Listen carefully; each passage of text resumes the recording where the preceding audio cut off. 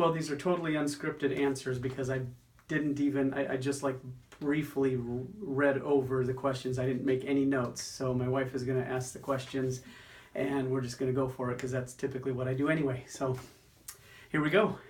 So what is your story? How did you become interested in the hammered dulcimer?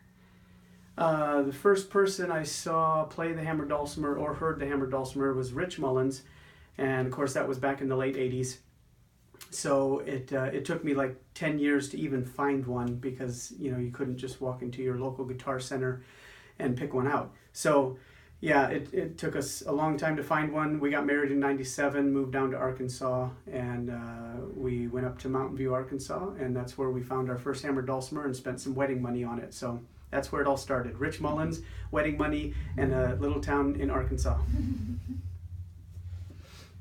What attracted you most to the dulcimer, and what was the first tune you learned to play? Ooh, good question. Or good questions.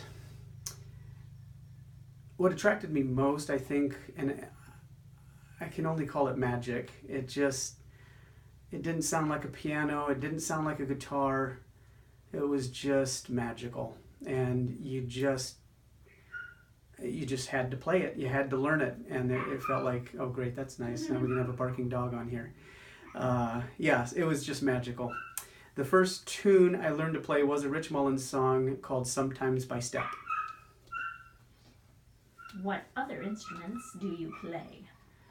Well, not many anymore. When I first got the hammered dulcimer, I played a little guitar. Of course, I played a lot of piano. Yeah, that's not going to work. It's making too much noise. Un momentito, por favor. Should I pause it? Just leave it on one. I don't know. How are we going to silence her? I'll read you the next question. Well, did I answer the... What other instruments do you Oh, play? yeah. Have you played? Yeah. You've got a few to talk about there.